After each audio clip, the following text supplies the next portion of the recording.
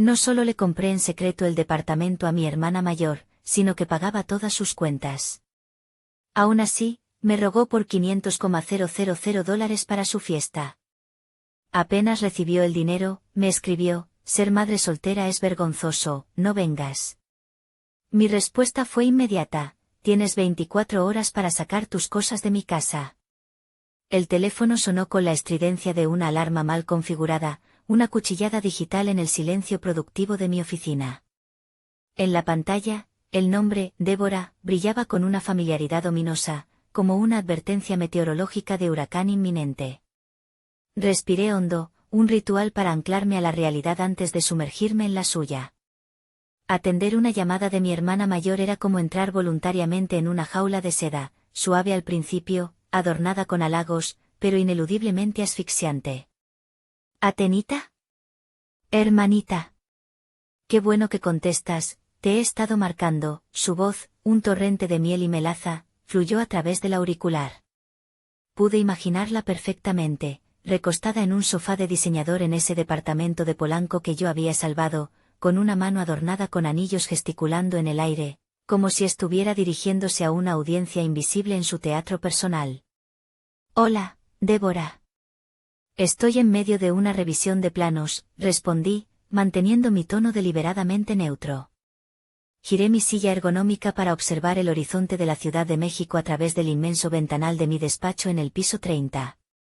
Los edificios se erigían como monumentos a la ambición, al esfuerzo y al concreto, un paisaje que yo entendía, que yo había ayudado a formar con mis propios diseños. Mi mundo era lógico, estructurado, predecible. El suyo, un caos de emociones y caprichos. ¡Ay, siempre tan trabajadora mi arquitecta estrella! Justo por eso te llamo. Eres la única que entiende de cosas grandes, de visión, comenzó su preludio, un halago envenenado que siempre precedía a una petición. Resulta que Genaro y yo vamos a organizar la fiesta de fin de año. Pero no cualquier cosita, hermanita. Nada de esas reuniones aburridas. Será en la Hacienda, El Mirador, en San Miguel de Allende. Exclusiva, elegante, imagínate los jardines, la iluminación. Van a venir todos los socios importantes de Genaro, su familia, gente que puede abrirnos muchas puertas. Es crucial para nosotros, para el apellido, para mantener nuestro estatus. Me pellizqué el puente de la nariz, cerrando los ojos por un instante. Era un gesto automático, un intento inútil de bloquear la migraña que la palabra estatus siempre me provocaba. Para ella era un estandarte que ondear, para mí, una deuda que pagar. Suena caro, dije, cortando el monólogo para ir directamente al grano. El tiempo, para mí, era un recurso finito y valioso. Para ella, era algo que llenar con drama. Hubo una pausa dramática, seguida de un suspiro tan profundo que debió ensayarlo frente a un espejo. Ahí está el detalle, Atenita. Lo es. Es una inversión, ¿sabes? El lugar, el banquete de un chef con estrellas Michelin que conseguí de milagro, la decoración floral, la banda en vivo, se nos fue un poco de las manos. Y ya sabes cómo es Genaro, tan estricto con el presupuesto. Claro. Estricto con su propio dinero, no con el mío. Era una canción que ya me sabía de memoria. ¿Por qué Genaro no lo cubre? ¿Es su negocio, sus socios?, pregunté, una débil forma de resistencia. Ay, hermanita, no entiendes. Es más complejo. Acaba de invertir en un proyecto nuevo, tiene el capital atado. Sería de mal gusto presumir con una fiesta así si sus inversionistas creen que está gastando a lo loco. Pero si viene de la familia, es diferente. Es un gesto de apoyo, de unidad. ¿Entiendes la estrategia? Era una lógica tan retorcida que casi sonaba plausible en su mundo de apariencias. ¿Cuánto, Débora?, pregunté de nuevo, mi voz tan plana como una de mis maquetas arquitectónicas. Titubeó, y en esa breve vacilación sentí el peso del número que estaba a punto de dejar caer. Bueno, para que todo quede perfecto, inolvidable, como de revista, nos faltan 500.000 pesos. $500.000 pesos. La cifra quedó suspendida en el aire entre nosotras, pesada, obscena y absurda. Era el enganche de un departamento para una familia joven, el costo de una beca universitaria completa para un estudiante brillante, el capital inicial para un pequeño negocio. Para ella, era el precio de una noche de vanidad. Débora, eso es una locadura. Es irresponsable, dije, finalmente dejando escapar un atisbo de mi incredulidad. Su voz cambió instantáneamente, perdiendo el tono meloso y adquiriendo un filo de pánico manipulador que había perfeccionado con los años. No es una locura, Atenea. Es una inversión en nuestro futuro. En el de todos. Piensa en papá y mamá, lo orgullosos que se sentirán, lo que esto significa para ellos. Por favor, Atenea. Su voz se quebró teatralmente. Estoy desesperada. Si esta fiesta no sale bien, Genaro quedará en ridículo, y su padre, ni quiero pensarlo. Nos afectará a todos. Y luego, el golpe de gracia, el que siempre funcionaba, Atenita, hermanita, solo tú puedes salvarnos. Eres la fuerte, la que siempre ha podido con todo. 500.000 pesos suenan a mucho, pero, ¿qué es eso comparado con nuestro apellido, con la felicidad de tus padres? No dejarías que hiciera el ridículo, ¿verdad? El silencio se prolongó. En ese silencio, vi pasar mi vida entera de complacencia, una película en cámara rápida. Cada sacrificio ignorado, cada logro minimizado, cada vez que abría mi cartera para financiar un capricho disfrazado de necesidad. Sabía que era una farsa. Sabía que el dinero no compraría el respeto ni el cariño que anhelaba desde niña. Pero una parte de mí, esa parte tonta y persistente que todavía era esa niña de 12 años esperando a que su familia apareciera en una entrega de premios, susurró con una voz casi inaudible, quizás esta vez sea diferente. Quizás esta vez, al ver la magnitud del gesto, finalmente lo aprecien. Era una mentira, y yo lo sabía. Pero el anhelo de validación es una droga poderosa y adictiva. Está bien, Débora, dije, y el alivio en su exhalación fue tan audible que sentí una punzada de náusea. Te los transfiero. Sabía que podía contar contigo. Eres la mejor hermana del mundo. Te juro que te lo compensaré. Te prometo que será la mejor fiesta de la historia, exclamó, su voz de nuevo alegre y despreocupada, la crisis convenientemente resuelta y archivada. Colgué el teléfono y me quedé mirando la ciudad. Cada ventana iluminada era una historia, una lucha. Yo había luchado por cada centímetro de mi éxito, por cada contrato, por cada diseño. Y sin embargo, seguía permitiendo que mi familia me tratara como un cajero automático sin alma. Abrí la aplicación de mi banco en el celular, mis dedos moviéndose con una eficiencia resignada. Ingresé la cantidad, el concepto, apoyo familiar, y presioné, confirmar. El dinero desapareció de mi cuenta con un simple clic, y con él, un pedazo más de mi respeto propio. En ese momento, no tenía idea de que esa transferencia, ese último acto de débil esperanza, sería la chispa que finalmente encendería la pólvora de mi propia revolución. La notificación de la transferencia exitosa brilló en la pantalla de mi celular con una luz verde y estéril. Ese brillo digital fue el interruptor que encendió las luces de mi museo personal, esa galería silenciosa y polvorienta en mi mente donde exhibía, en pedestales de mármol frío, cada una de las injusticias que habían esculpido mi relación con mi familia. Caminé mentalmente por sus pasillos, el eco de mis pasos resonando en el vacío. La primera exhibición, la pieza central de la colección, estaba iluminada por un único y duro foco. Se titulaba, El premio ignorado, 12 años. Me vi a mí misma, una versión más pequeña y frágil de mí, con un vestido azul que mi tía Remedios me había cosido, sentada en la primera fila de un auditorio universitario. Mis manos sudaban y mi corazón latía con una mezcla de terror y orgullo desbordante. Había ganado el primer lugar en el concurso estatal de arquitectura para jóvenes promesas. Mi proyecto, una biblioteca bioclimática hecha con materiales reciclados, había sido elogiado por los jueces por su visión, ingenio y una madurez impropia de su edad. Pasé semanas preparándome para la ceremonia, con un discurso memorizado en el que agradecía a mis padres por inspirar mi amor por la construcción. ¡Qué ingenua! El día llegó. Me senté en la primera fila, en un asiento reservado que tenía una tarjeta con mi nombre. A mi lado, 2 sillas vacías. Cada vez que la puerta del auditorio se abría, mi cabeza giraba con una esperanza dolorosa, buscando sus rostros. Nunca aparecieron. Cuando me llamaron al escenario, el aplauso del público sonaba lejano, ahogado por el silencio ensordecedor de esas 2 sillas vacías.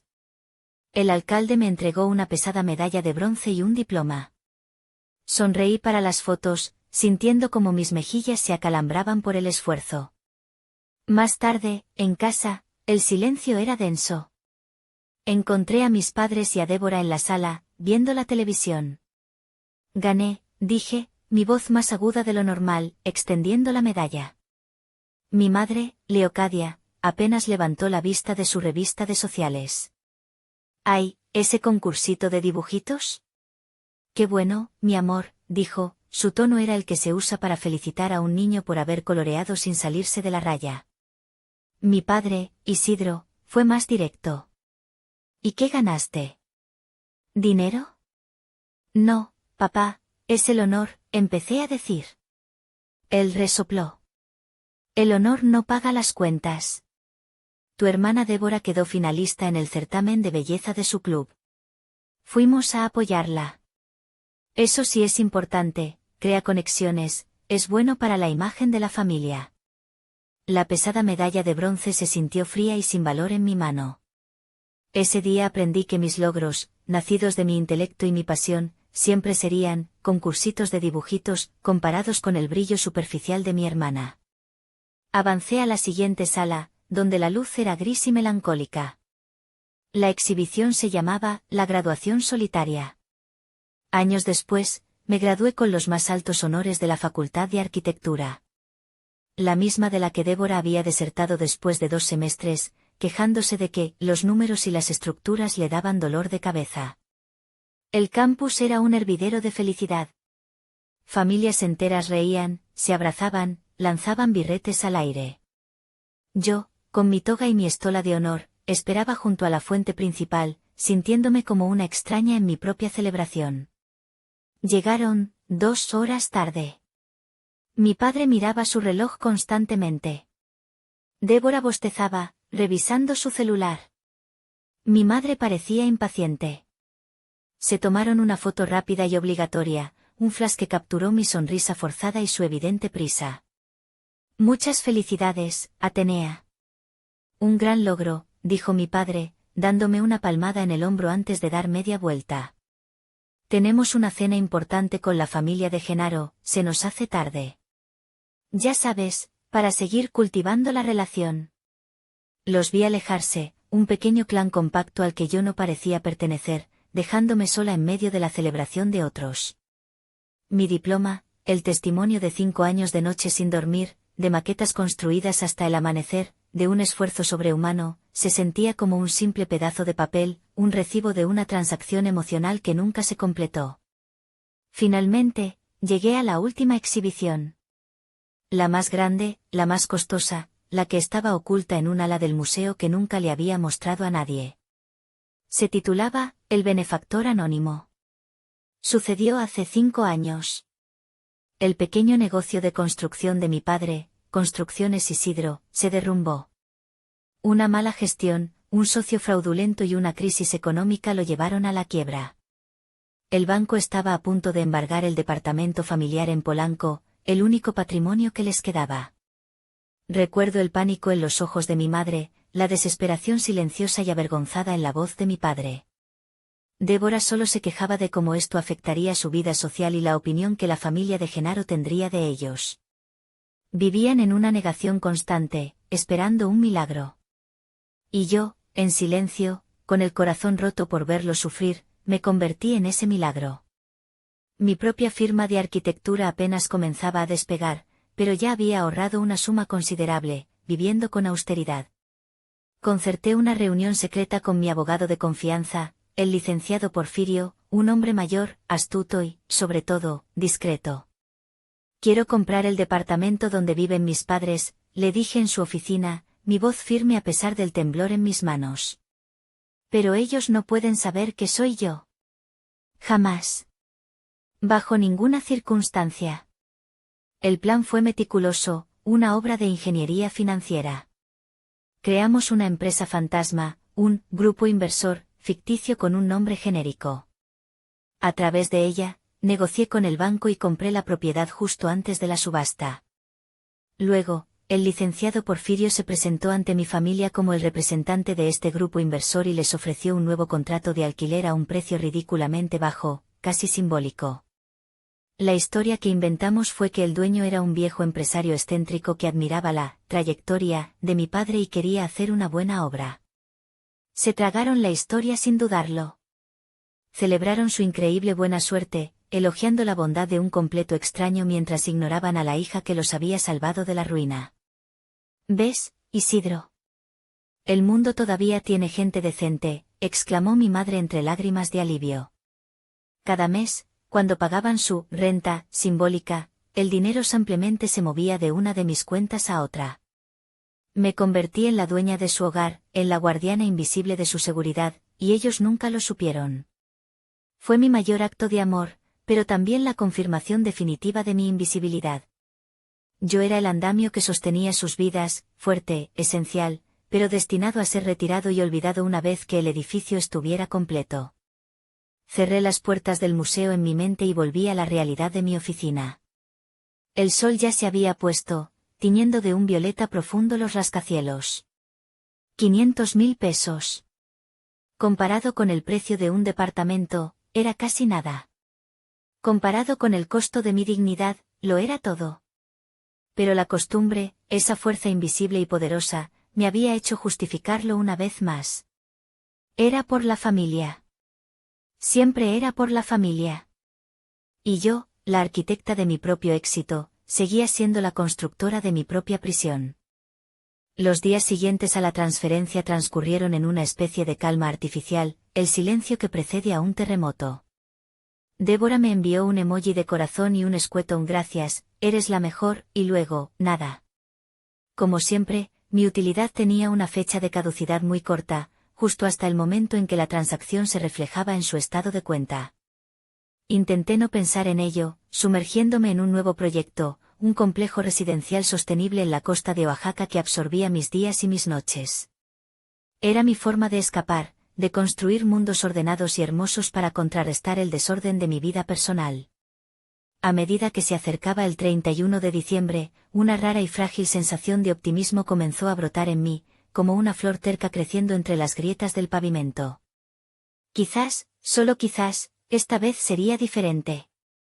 La magnitud del gesto, la importancia del evento para ellos, tal vez finalmente me verían. Tal vez, en medio de la opulencia que yo había financiado, alguien levantaría una copa y diría, gracias, Atenea. Era una fantasía infantil, pero me aferré a ella. Con esa frágil esperanza, decidí que mi hijo Fabián y yo iríamos impecables. Él tenía 8 años, una energía inagotable y una fascinación por los trajes de espía, como llamaba a los smokines. Una tarde, sentados juntos en el sofá de mi sala, un espacio amplio y minimalista que contrastaba con el barroco desorden de la casa de mis padres, navegábamos por páginas de ropa de gala infantil en mi tablet. Mamá. Ese de ahí. Con ese pareceré James Bond, exclamó Fabián, señalando con su dedito un pequeño traje de terciopelo negro con una pajarita a juego. Su emoción era un bálsamo, una luz pura y sin filtros que disipaba las sombras de mis dudas. Ver el mundo a través de sus ojos era mi único respiro.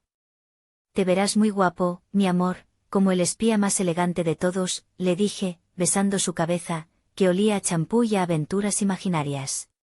Y yo necesito encontrar un vestido que esté a la altura de mi superespía. Quizás algo de chica Bond. Estábamos riendo, imaginando nuestra entrada triunfal en la hacienda, creando una pequeña burbuja de alegría solo para nosotros, cuando mi teléfono vibró sobre la mesita de café de cristal. El sonido fue discreto, pero para mí, resonó como un disparo. Lo tomé sin pensar, esperando un correo del trabajo. Pero era una notificación de WhatsApp. Un mensaje de Débora. Mi sonrisa se congeló. Un escalofrío recorrió mi espalda, una premonición helada y familiar. La burbuja de alegría se rompió en 1000 pedazos. Abrí la conversación.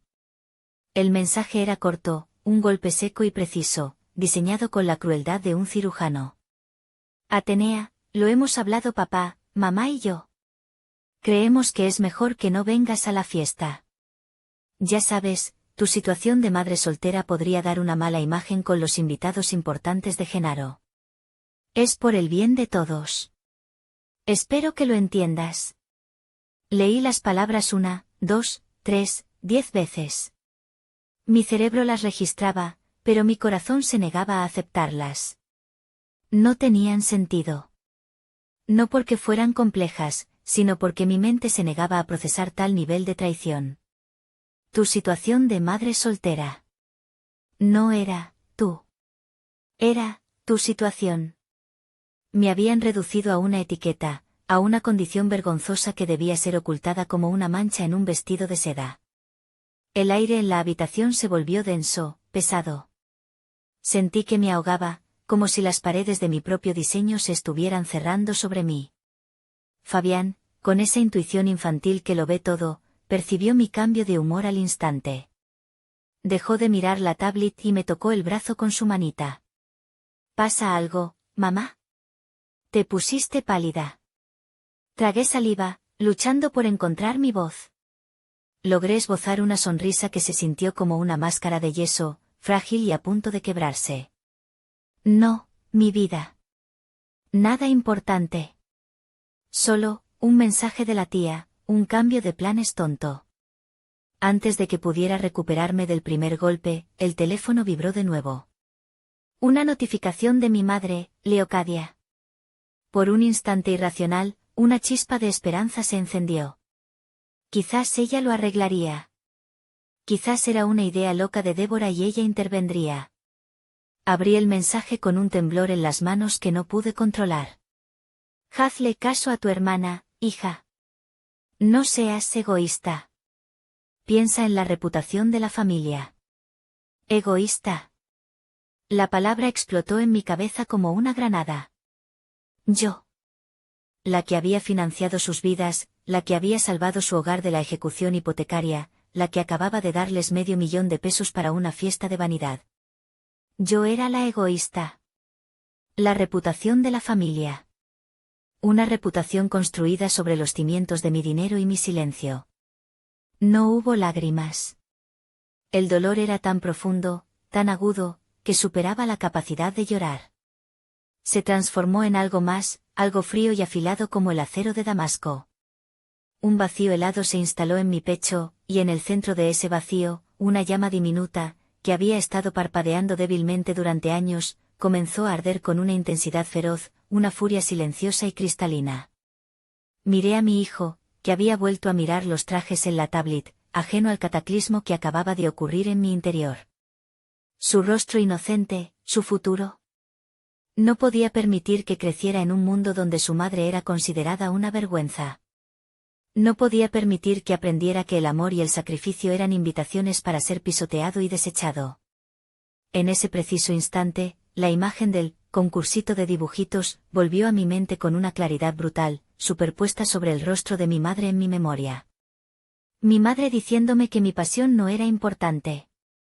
Y ahora, décadas después, me decía que mi existencia misma, como madre, no era importante. El patrón era el mismo. La herida era la misma.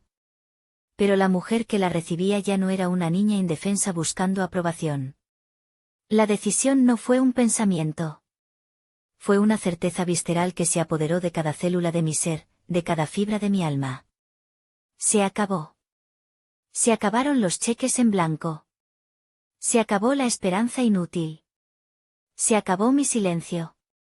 Ellos habían diseñado y construido una prisión para mí durante 36 años, ladrillo a ladrillo de desprecio y conveniencia. Y yo, la arquitecta, finalmente, iba a demolerla hasta los cimientos. Me levanté del sofá con una calma que me asustó a mí misma. La furia no era un torbellino caliente y caótico, sino un bloque de hielo en mi estómago, un motor frío que impulsaba cada uno de mis movimientos con una precisión milimétrica. La arquitecta en mí había tomado el control. Una demolición requiere un plan, una estructura y una ejecución impecable. Mi amor, le dije a Fabián, mi voz sorprendentemente estable, desprovista de cualquier temblor. ¿Por qué no vas a tu cuarto a dibujar en tu pizarra el escondite secreto de un superespía? Con todos los detalles. Mamá tiene que hacer unas llamadas de trabajo muy importantes. Fabián, sintiendo la seriedad en mi tono, asintió sin protestar y corrió a su habitación, el pequeño James Bond en una misión. Me dirigí a mi estudio, un espacio de paredes blancas, líneas limpias y una vista panorámica de la ciudad. Cerré la puerta de cristal esmerilado, un gesto que sellaba mi antiguo yo del otro lado. Me senté frente a mi laptop. La pantalla se iluminó, reflejando un rostro que apenas reconocía, pálido, con los labios apretados en una línea fina y unos ojos que brillaban con una determinación gélida. Era el rostro de una mujer que había cruzado un punto de no retorno. Creé una nueva carpeta en mi escritorio y la nombré, Proyecto Demolición. Mi primera llamada fue al licenciado Porfirio. Contestó al segundo tono, su voz siempre profesional y serena. Licenciado, buenas noches. Habla Atenea, dije, mi voz desprovista de toda emoción. Señorita Atenea, qué sorpresa. ¿Todo en orden? Todo está a punto de ponerse en orden, licenciado, respondí, mi tono era tan cortante como el cristal. Quiero activar el plan B. La cláusula de incumplimiento del contrato del departamento de Polanco. Hubo un breve silencio en la línea, un silencio cargado de significado. El licenciado Porfirio era el único que conocía la verdad completa, el único testigo de mi largo martirio financiero. Entiendo, dijo finalmente, su tono profesional pero con un matiz inconfundible de comprensión. ¿Está completamente segura, Atenea? Una vez que crucemos este río, no habrá vuelta atrás. Ya estoy del otro lado, licenciado, afirmé con una certeza absoluta. Envíe la notificación de desalojo. Plazo, 24 horas a partir de mañana a las 9 de la mañana. Quiero que sea contundente, legal e inapelable. Como usted ordene. Estará hecho. Colgué. El primer pilar de su mundo, el refugio que creían seguro, acababa de ser dinamitado. Mi segunda llamada fue a la hacienda, El Mirador. Pedí hablar directamente con el gerente de eventos, un hombre llamado Armando con el que había coordinado el pago. Armando, buenas noches, mi nombre es Atenea. Soy la persona que realizó el pago para el evento de fin de año de la familia de Genaro. Ah, sí, señorita Atenea. Por supuesto. ¿Hay algún problema?, preguntó, su voz teñida de la preocupación de un profesional que teme una cancelación de último minuto. Al contrario, Armando, dije, mi voz adquiriendo un tono amable y entusiasta que era pura actuación. El evento sigue en pie. De hecho, vamos a hacerlo aún más grande, más significativo. Habrá un cambio de temática y de lista de invitados. Mañana a primera hora le enviaré todos los nuevos detalles, la nueva minuta, todo. Será una gala sorpresa de filantropía. Solo necesito un favor crucial. Tengo un nuevo banner que debe ser colocado en el centro del escenario principal. Es el corazón del nuevo concepto. Es vital que esté perfectamente instalado antes de que lleguen los invitados. Por supuesto. Suena fascinante. Cuente con ello, señorita, respondió, claramente aliviado y ahora intrigado. El escenario estaba listo para mi obra de teatro. La tercera llamada fue la que transformaría mi venganza de personal a poética. Busqué en mis contactos el número de una fundación que admiraba profundamente, Corazón de Madre, que ofrecía apoyo legal, psicológico y económico a madres solteras en situaciones vulnerables en Querétaro. La directora, una mujer llamada Isabel, me atendió con una voz cálida. Isabel, soy Atenea, la arquitecta. Nos conocimos en la gala benéfica del museo el año pasado. Claro que sí, Atenea. Un placer. ¿En qué puedo ayudarte? Mi voz se suavizó, volviéndose genuina por primera vez en la noche. Isabel, quiero proponerles algo. Una especie de milagro de fin de año.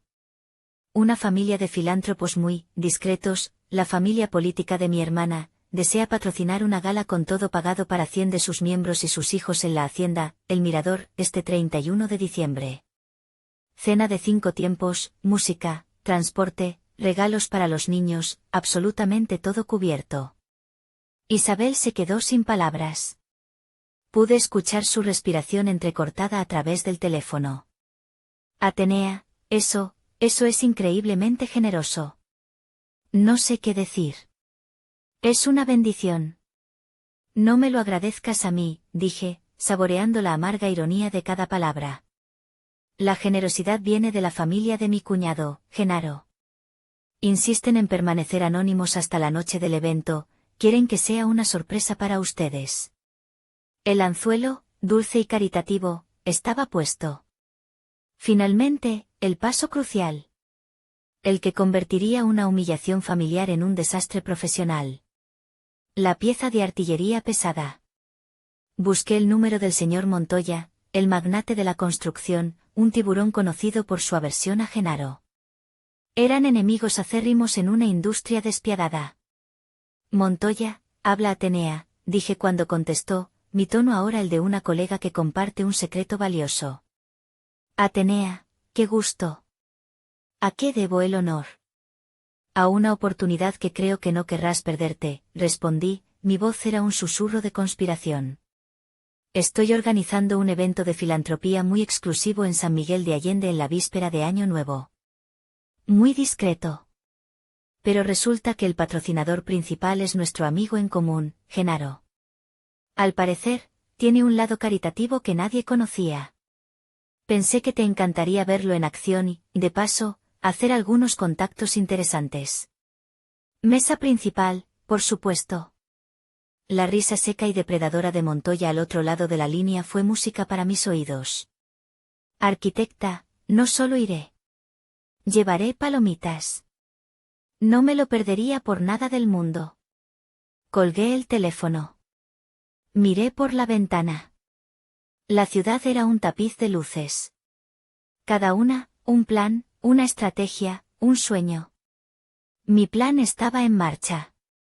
La trampa, con sus paredes de seda y sus cimientos de acero, estaba perfectamente construida. Cerré la laptop. El silencio en mi estudio no era de paz, sino de una calma tensa, la calma que precede a la demolición controlada y espectacular. La noche del 31 de diciembre llegó con un aire frío y claro. El cielo de la Ciudad de México estaba despejado, una pizarra negra esperando los fuegos artificiales que anunciarían el fin de un año y el comienzo de otro. Para mí, sería el comienzo de una nueva vida, una que yo misma escribiría, sin editores ni censores. En mi departamento, el ambiente era todo menos tormentoso. Era un refugio de calma, un santuario de calidez. Fabián y yo habíamos decidido tener nuestra propia celebración, una que no requería lentejuelas ni apariencias. El olor a galletas de jengibre recién horneadas y a chocolate caliente llenaba la cocina.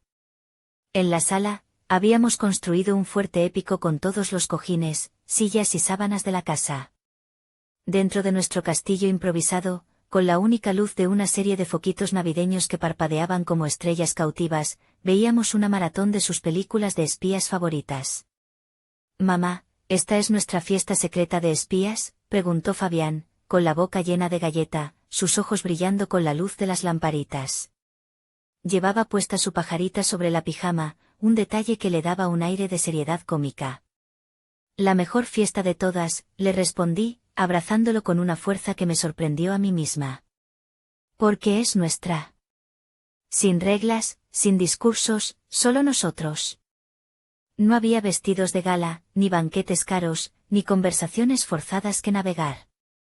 Solo había risas genuinas, migajas en el sofá, y el calor profundo de saber que estaba exactamente donde debía estar. Por primera vez en muchos, muchos años, la víspera de Año Nuevo no me traía esa punzada familiar de la exclusión, esa amargura de sentir que siempre me faltaba algo para ser suficiente. Sentía paz. Una paz ganada a pulso, la calma de un general que ha dispuesto sus tropas con precisión y ahora solo espera, desde una distancia segura, el inevitable estallido de la batalla. Mientras tanto, a unos 270 kilómetros de distancia, en las colinas de Guanajuato, la tormenta se estaba gestando con una opulencia casi grotesca. Una caravana de autos de lujo desfilaba por el camino empedrado que conducía a la hacienda, El Mirador. Mercedes, Audis, BMWs. Todos transportando a la élite social y empresarial que mi cuñado Genaro y mi hermana Débora se esforzaban tanto por impresionar. En el auto principal, un sedán negro y reluciente que olía a cuero nuevo, Débora se retocaba el lápiz labial usando el espejo del retrovisor. Llevaba un vestido de lentejuelas doradas tan ajustado que parecía fundido sobre su piel, un faro de ostentación. Las joyas en su cuello y muñecas, probablemente pagadas con mi dinero, destellaban en la penumbra del vehículo. ¿Estás segura de que Atenea no intentará alguna tontería?, preguntó mi madre, Leocadia, desde el asiento trasero, un atisbo de nerviosismo en su voz. A pesar de su complicidad, siempre había en ella una semilla de cobardía. Débora soltó una risa condescendiente, un sonido agudo y quebradizo. ¿Hacer qué? ¿Lloriquear en su casa con el niño? Mamá, por favor. ¿Conoces a Atenea? Es débil. Siempre lo ha sido. Hará un berrinche en silencio, se sentirá la víctima un par de semanas y luego se le pasará. Siempre se le pasa. Esta noche no se trata de ella. Se trata de nosotros, de consolidar nuestro lugar. Genaro, al volante, con un traje a la medida que no lograba ocultar la tensión en sus hombros, asintió con gravedad. Débora tiene razón, Leocadia. Esta noche es crucial. Ese infeliz de Montoya ha estado robándome clientes, esparciendo rumores. Una demostración de fuerza como esta, en un lugar tan exclusivo, con la gente correcta, enviará el mensaje de que seguimos en la cima. Es una jugada de poder. Mi padre, Isidro, simplemente miraba por la ventana, con esa expresión ausente que adoptaba siempre que se sentía superado por las circunstancias, un pasajero en la vida de su hija mayor y su yerno. Llegaron a la imponente entrada de la hacienda. Las luces colgaban de los árboles centenarios, creando un ambiente mágico, una promesa de una noche inolvidable. Un valet parking con guantes blancos corrió a abrirles la puerta. Débora salió del auto como una reina descendiendo de su carroza, con una sonrisa practicada y radiante que no le llegaba a los ojos. Enlazó su brazo con el de Genaro y caminaron hacia la entrada, seguidos por mis padres. Respiró hondo el aire fresco de la noche, un aire perfumado por las bugambilias. Se infló de orgullo, sintiéndose la dueña y señora de un universo que había construido con el dinero y el dolor de otra persona. Todo era perfecto. El escenario estaba listo para su gran triunfo. No tenía ni la más remota idea de que, en realidad, acababa de entrar, por su propio pie, en el mío. El gerente de la hacienda, Armando, los recibió en la puerta con una sonrisa impecable y una leve inclinación de cabeza. Su profesionalismo era una máscara perfecta que no dejaba entrever nada. Señor, señora. Bienvenidos a El Mirador. La fiesta está en pleno apogeo. Por favor, pasen. La familia intercambió una mirada de alivio y suficiencia.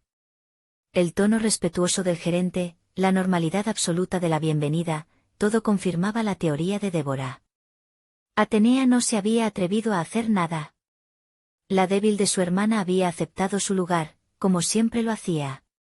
Con una renovada y arrogante sensación de poder, Débora enlazó su brazo con el de Genaro y avanzaron con paso majestuoso hacia las grandes puertas dobles de madera tallada del salón principal. Y entonces, al cruzar el umbral, el mundo que conocían se detuvo. El universo que habían construido con tanto esmero se fracturó en un instante. El sonido que los recibió no fue el murmullo sofisticado de la élite empresarial, ni el tintineo de copas de champán. Fue el eco alegre y bullicioso de risas infantiles, el parloteo animado de docenas de mujeres y el ritmo de una cumbia que sonaba a un volumen festivo. El aire no olía a perfume caro y coñac, sino a ponche de frutas, a pozole y a la calidez de un banquete abundante y casero. Entraron al salón y se quedaron petrificados, como si hubieran cruzado una puerta a una dimensión equivocada. El lugar estaba lleno, pero no con las caras que esperaban. En las mesas elegantemente decoradas, cubiertas con manteles largos, se sentaban mujeres de todas las edades, muchas con niños pequeños en sus regazos o correteando entre las sillas. Todos estaban vestidos con sus mejores ropas, quizás no de diseñador, pero sí con la dignidad y la alegría de una ocasión especial. Sus rostros estaban iluminados por una felicidad genuina y abrumadora. Y luego lo vieron. En el escenario, presidiendo toda la escena con una ironía monumental, un enorme y elegante banner colgaba, sus letras doradas brillando bajo las luces del salón: la familia de Genaro presenta, gala de fin de año en apoyo a las madres solteras. El cerebro de Débora cortocircuitó. El color huyó de su rostro maquillado, dejándolo con una palidez cadavérica. ¿Qué es esto? ¿Una broma?, balbuceó, su sonrisa de anfitriona congelada en una mueca de horror y confusión. Genaro se quedó sin aliento, sus ojos de empresario, entrenados para evaluar situaciones rápidamente, recorrieron frenéticamente el salón, buscando una explicación lógica, un error catastrófico del personal. No lo había. Todo estaba demasiado bien organizado. Fue entonces cuando la estocada final, el golpe maestro de mi plan, se materializó ante sus ojos. En una de las mesas principales, estratégicamente ubicada cerca del escenario, estaba sentado el señor Montoya, su principal rival de negocios. No estaba solo, lo acompañaban otros dos importantes desarrolladores inmobiliarios. Montoya, impecable en su traje, levantó su copa de vino tinto hacia Genaro, una sonrisa burlona, lenta y llena de una sádica comprensión dibujada en su rostro.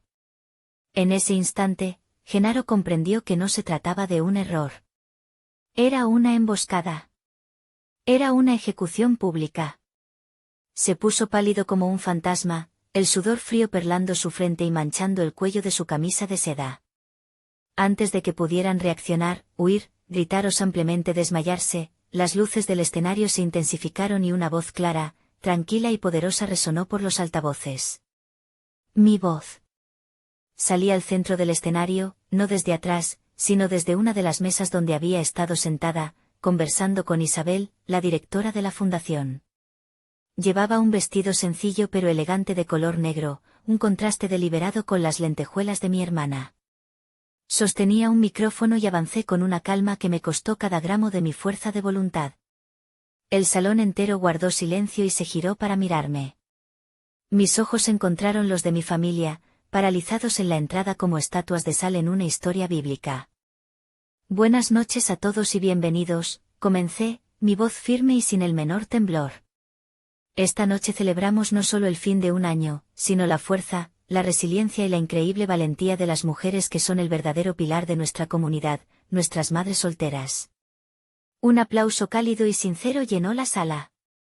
Las mujeres me sonreían, agradecidas. Una celebración de esta magnitud, en un lugar tan mágico, no sería posible sin la visión y la extraordinaria generosidad de una familia que, a pesar de su enorme éxito, no olvida a quienes más lo necesitan, continué, dejando que las palabras colgaran en el aire, cargadas de veneno dulce. Personas que creen firmemente en apoyar a las mujeres que, como yo misma, hemos decidido criar a nuestros hijos solas. Lancé esa última frase como una daga, directa a ellos. Y esta noche, quiero pedir un aplauso ensordecedor para ellos, los patrocinadores de este milagro. Por favor, recibamos a mi cuñado, el gran empresario Genaro, a mi increíble y siempre solidaria hermana mayor, Débora, y a mis queridos padres, Isidro y Leocadia, quienes con su donativo anónimo de 500.000 pesos han hecho posible este sueño. Señalé directamente hacia ellos con mi mano libre. Todos los focos del salón giraron y los bañaron en una luz blanca, cruda y cegadora, exponiéndolos en su pedestal de vergüenza. El aplauso fue atronador, una ovación de pie. Las mujeres y los niños se pusieron de pie, vitoreando a sus benefactores. Fue en ese momento cuando los periodistas que había invitado entraron en acción, como tiburones que huelen sangre. Los flashes de las cámaras los acribillaron, capturando para siempre sus rostros de pánico y desconcierto. Micrófonos y grabadoras se abalanzaron sobre ellos. Señora Débora, qué gesto tan noble. ¿Qué la inspiró a organizar un evento tan conmovedor? Señor Genaro, el mundo de los negocios no conocía esta faceta suya. ¿Planea hacer de esto un evento anual?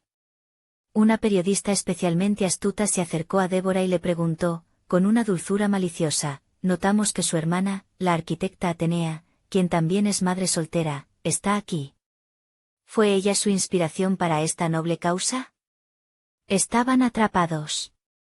Rodeados. La humillación era tan absoluta, tan pública, que era una obra de arte macabra. No podían gritar. No podían huir. No podían revelar la verdad sin parecer monstruos inhumanos. Su única opción era sonreír, asentir y aceptar los elogios, fingiendo una nobleza que les repugnaba. Vi el odio puro y asesino en los ojos de Débora. Vi el pánico total y la furia impotente en los de Genaro. Vi la confusión absoluta y el miedo en los de mis padres. Estaban siendo consumidos por el ácido de la humillación y el pánico profesional, obligados a representar el papel de santos en el infierno que yo había diseñado exclusivamente para ellos. Y yo, desde la seguridad del escenario, los observé arder en las llamas de su propia hipocresía. Mientras la fiesta de caridad continuaba en la hacienda, una sinfonía de gratitud y aplausos que para mi familia debía sonar como una marcha fúnebre, otra operación, más silenciosa pero igualmente devastadora, se llevaba a cabo en el corazón de Polanco. El licenciado Porfirio, un hombre cuya lealtad se medía en décadas y cuya eficiencia era legendaria, supervisaba personalmente el desalojo. No hubo violencia ni gritos, solo la precisión quirúrgica de un equipo de mudanza profesional. Bajo la fría luz de las lámparas de la calle, las pertenencias que habían definido sus vidas, los muebles caros comprados a crédito que yo había terminado pagando, la ropa de diseñador aún con etiquetas, los objetos de arte pretenciosos que imitaban un estatus que no poseían eran cuidadosamente embalados en cajas de cartón anónimas y apilados en un camión de mudanzas. Cada caja sellada era un punto final a un capítulo de mi vida, una línea trazada en la arena. En la hacienda, la tortura social de mi familia duró 3 horas que debieron parecerles una eternidad. 3 horas de sonrisas forzadas que acalambraban las mejillas, de respuestas evasivas a los periodistas, de aceptar abrazos de mujeres agradecidas y de aplaudir discursos sobre el empoderamiento femenino que debieron sentirse como latigazos en la espalda. Genaro tuvo que soportar la humillación máxima cuando el señor Montoya se le acercó, le dio una palmada en la espalda y le dijo en voz alta, para que todos oyeran, «Nunca te imaginé tan blando de corazón, Genaro. Quizás deberías dedicarte a la filantropía de tiempo completo. Parece que se te da mejor que la construcción». El daño a su reputación, en un mundo donde la imagen de dureza lo es todo, era incalculable y, probablemente, irreversible. Cuando finalmente pudieron escapar, pretextando una reunión familiar urgente, el viaje de regreso a la ciudad fue un torbellino silencioso y volcánico de pánico y acusaciones no dichas. Nadie se atrevía a hablar, el aire en el auto era denso, cargado de una rabia tan espesa que se podía cortar con un cuchillo. La noticia del evento de caridad y la fotografía de un sonriente señor Montoya junto a un pálido y desencajado Genaro se esparcieron como pólvora en los círculos empresariales esa misma noche, gracias a los tuits de los periodistas presentes. Era una humillación pública de la que no había retorno. Apenas llegaron a la entrada de su edificio, el teléfono de Genaro sonó. Era su padre. La llamada fue breve, brutal y unilateral. La alianza familiar, el pilar de su negocio, el verdadero estatus que tanto le importaba, estaba rota. Su padre le había dejado claro que la vergüenza era inaceptable. Genaro frenó en seco frente al edificio, el rechinido de los neumáticos rompiendo el silencio de la noche. Se giró hacia Débora, y la máscara de autocontrol que había mantenido durante horas se desintegró. Sus ojos eran fríos y vacíos, desprovistos de cualquier afecto. Se acabó, dijo, su voz era un susurro mortal, más aterrador que cualquier grito. Mi padre me ha dado a elegir. Y yo elijo mi futuro, mi negocio, mi apellido. No voy a hundirme contigo. Abrió la puerta del copiloto desde su asiento. Recoge tus cosas. Hablaré con mi abogado mañana. Quiero el divorcio. Débora lo miró, incrédula, su rostro una máscara de tragedia. Pero... Genaro, ¿a dónde voy a ir? Ese ya no es mi problema, respondió él. La dejó en la acera, en medio de la noche, con su vestido de lentejuelas ahora arrugado y su rostro desfigurado por el llanto y el maquillaje corrido. Y aceleró, desapareciendo en la oscuridad, dejándola sola con las consecuencias. Débora, abandonada y humillada, corrió al departamento familiar buscando el único refugio que le quedaba, con mis padres pisándole los talones, ambos demasiado aturdidos para procesar la velocidad de su caída. Subieron en el elevador, un silencio tenso y pesado llenando el pequeño espacio. Al llegar a su piso, avanzaron por el pasillo alfombrado, sus pasos amortiguados, y se detuvieron en seco. La puerta de su hogar, el santuario que creían suyo, tenía las cerraduras cambiadas, un círculo de metal nuevo y brillante donde antes estaba la vieja. Y pegada en el centro de la madera oscura, una hoja de papel oficial, blanca y despiadada. Mi padre la arrancó con manos temblorosas. Era la notificación de desalojo. Letras negras y formales, en un lenguaje legal que no dejaba lugar a dudas, les informaban que, por incumplimiento de una cláusula contractual de buena fe, el benefactor anónimo revocaba de manera inmediata su acuerdo de alquiler. Les informaba también que tenían 24 horas para retirar sus pertenencias personales restantes, las cuales se encontraban en un almacén cuyo costo correría a su cargo por los próximos 30 días. Después de eso, serían donadas. Lo habían perdido todo. Su estatus, su dinero, su yerno rico, su hogar. Todo, en el lapso de una sola noche. Y todo, por un simple, arrogante y cruel mensaje de texto. Se quedaron allí, en el pasillo silencioso y elegantemente iluminado del edificio que ya no era su hogar, los tres náufragos de un barco que ellos mismos habían hundido, sin comprender del todo que la arquitecta de su ruina había sido la misma persona que, durante años, había sido la arquitecta silenciosa e invisible de su supervivencia. Pasaron los meses. La primavera llegó a la Ciudad de México, cubriendo los árboles de jacarandas con una explosión de color púrpura que parecía un acto de optimismo desafiante. El aire se sentía más ligero, más limpio, como después de una tormenta que ha arrasado con todo lo viejo y podrido. O quizás era yo la que había cambiado. Una tarde de sábado, extendí una manta de picnic en el césped del Parque México. El sol se filtraba a través de las hojas, creando patrones de luz y sombra en el suelo. Mi hijo, Fabián, corría persiguiendo burbujas que un artista callejero lanzaba al aire, su risa era la banda sonora de mi nueva vida, una melodía pura y sin complicaciones. A mi lado, mi tía Remedios, la hermana de mi padre, me pasaba un sándwich de aguacate. Ella había sido la única de la familia que me llamó una semana después de la demolición, no para juzgar, ni para pedir explicaciones, sino para escuchar. Su simple, lo entiendo, hija. Ya era hora, fue un bálsamo para heridas que no sabía que todavía sangraban. Te ves, en paz, Atenea, me dijo, observándome con sus ojos sabios y amables, esos que habían visto demasiadas injusticias en la familia y habían permanecido en silencio por demasiado tiempo.